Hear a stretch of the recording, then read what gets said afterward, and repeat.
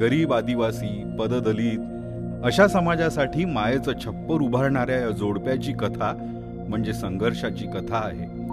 सेवेची महती दृढ करणारी कथा आहे.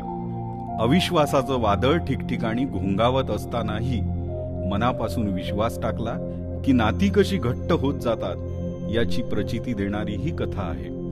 ज्यांच्याजवळ काहीच नाही त्यांचे सेवादूत म्हणून काम करायचं ठरवणं मुळातच सोपं नसतं. अनेक समस्या आहेत, संघर्ष आहे, काट्यांनी भरलेली वाट बघून भल्या भल्यांची उमेद खचते.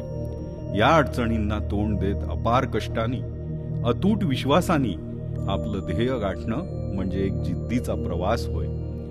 MBBS झालेले डॉक्टर सतीश गोगुलवार आणि MSW झालेल्या शुभदा देशमुख मनात आणलं असतं तर चार चौघासारखं सुखासीन आयुष्य ते सहज जगू शकले असते.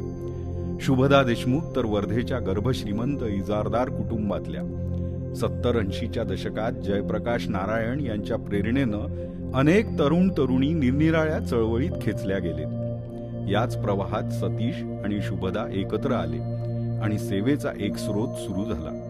घरच्यांची नाराजी, असंख्य अडचणी, स्वयंपाकघरातले रिकामे डबे, फाटके खिसे अशा समस्या होत्या. पण एकमेकांची भक्कम साथही होती. मनात समाजातील वंचितांसाठी काहीतरी करण्याची आस होती. त्यातून मार्ग निघत गेले. ज्या ठिकाणी लोकांच्या साध्या प्राथमिक गरजा सुद्धा भागवल्या जाऊ शकत नव्हत्या अशा गडचिरोली जिल्ह्यातील कुरखेडा, देसाईगंज, वडसा इत्यादी भागात सतीश आणि शुभदा काम करतात. काम सुरू करतानाचा त्यांचा संघर्ष ऐकला तर आपण थक्क होऊन जातो. ते काय करत नाही? वन उपज गोळा करतात, त्यावर शास्त्रशुद्ध प्रक्रिया करतात, वनौषधींच्या ज्ञानाचे पुनरुज्जीवन व्हावे यासाठी लढा देतात. मध, मोह अशा पारंपरिक उत्पादनाकडे बघण्याची नवी दृष्टी त्यांनी आदिवासींना दिली. हातसडीचा तांदूळ मिलच्या तांदळापेक्षा स्वच्छ असतो हे अभ्यासाअंती सिद्ध करून त्यांनी आदिवासींना जुना रोजगार मिळवून दिला. अन्न सुरक्षेची धान्यकोश योजना कार्यान्वयित झाली, ती देखील यांच्याच प्रयत्नातून. वन व्यवस्थापनेचा नवा आदर्श त्यांनी प्रस्थापित केला आहे. बचत गटाचे नावही जेव्हा आपण ऐकले नव्हते त्या काळात गडचिरोली सारख्या मागास भागात सर्वाधिक गट निर्माण करण्याचं काम त्यांच्या नावावर आहे. आदिवासी अशिक्षित महिलांना आत्मनिर्भर करून स्त्री अधिकारांबाबत सजग करण्यासाठी त्यांनी मागच्या 30-35 वर्षात प्रचंड कष्ट उपसले, राबले. जात पंचायतीमध्ये महिलांचा सहभाग वाढवला. त्यांच्या अनेक अभियानातून शासनाच्या चांगल्या योजना खऱ्या अर्थाने आदिवासींपर्यंत पोहोचल्या. ग्रामीणच नव्हे तर शहरात सुद्धा नवजात मृत्यू दराचा वस्तुनिष्ठ सर्वेचा मान त्यांच्या संस्थेकडे जातो. अशा विविध विधायक कामांची सततची साखळी डॉक्टर सतीश आणि शुभदा जोडत जातात. सांगताना जेवढी ही कामे सोपी वाटतात तेवढीच ती करताना या दाम्पत्याला किती कष्ट करावे लागले असतील याची कल्पना सुद्धा करवत नाही.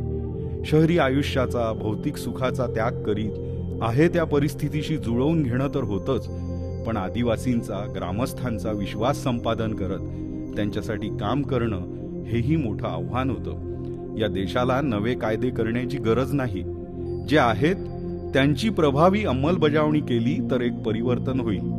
हे जयप्रकाश नारायण यांचं तत्व सतीश शुभदा दाम्पत्यांनी आयुष्याचा मूलमंत्र मानला. आरोग्य आणि शिक्षण या क्षेत्रातील त्यांचं काम पाहिलं की आपण अचंबित होऊन जातो. महिलांना फक्त त्यांनी आर्थिक मुद्द्यापुरता मर्यादित ठेवले नाही तर त्यांचे सामाजिक प्रश्नही हाताळले. दारूबंदीसाठी जनजागरण केले, अत्याचाराविरुद्ध थेट भूमिका घेतली, विकलांगांना मदतीचा हात दिला, विकलांगांचे 32 गट स्थापन करून त्यांचे जिल्हा संघटन बनवले, त्यांना रोजगार मिळवून दिला. वनहक्क कायद्यातून बांबू लागवडीचा मार्ग आदिवासींना दाखवला. त्यांच्या या सामूहिक निर्णयातून ग्रामशक्तीचा नवीन आविष्कार उदयाला आलाय. दाट जंगल प्रदेशापासून तर स्मार्ट होऊ घातलेल्या शहरापर्यंत आम्ही आपल्या आरोग्यासाठीचं काम जोमात सुरू आहे. शासनाच्या माध्यमातून आरोग्य जागृतीचंही काम ते करीत आहेत. सोबतच सामाजिक कामाबद्दल तळमळ असणाऱ्या, त्या प्रांतात संशोधन करू इच्छिणाऱ्या नवीन पिढीला हवी ती मदत करणं सक्रिय पातळीवर सुरू असतंच. प्रसिद्धीच्या हव्यासानं काम करणाऱ्यांच्या पार्श्वभूमीवर सतीश आणि शुभदा यांचं साधेपण अत्यंत लोभसवाणं आहे. खरे तर तेच त्यांचं बलस्थान आहे. साधेपणात काय ऊर्जा असते याची जाणीव त्यांना भेटता क्षणीच होते.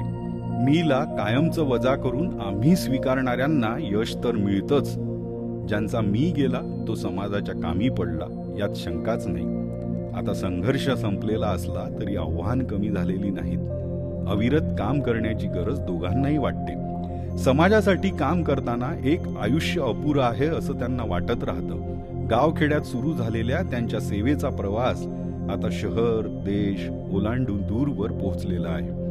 बीजिंगच्या आंतरराष्ट्रीय महिला परिषदेच्या व्यासपीठावरून शुभदा देशमुख यांनी आदिवासी महिलांची बाजू मोठ्या हिरिरीने मांडली होती. एकमेकांना समजून घेत जाणून घेत शुभदा आणि सतीश यांनी व्यक्तिगत आयुष्यातही एक आदर्श निर्माण केलेला आहे. अनेकांसाठी ते रोल मॉडेल आहेतच. कृतार्थतेचा हा प्रवास समाधानाच्या वळणावर येऊन पोचला आहे. अनेक मानसन्मान पुरस्कार आता वाट शोधत त्यांच्यापर्यंत येतात. मात्र निरागस आदिवासींच्या चेहऱ्यावरील हास्य हाच आयुष्यातला सर्वात मोठा आनंद आहे असं ते मानतात. माणुसकी लोप पावलेल्या जगात ज्यांच्यासाठी कुणीच नाही त्यांच्यासाठी काम करणारं हे जोडपं खऱ्या अर्थानं जगण्यातली भव्यता शोधत राहतं. घनगर्द अंधारातही आपल्या संपूर्ण ताकदीनिशी प्रकाशमान होणाऱ्या पणतीसारखी त्यांच्या चेहऱ्यावरची तृप्तता आपल्या मनातही सकारात्मकतेची बीजं रोवून जातात.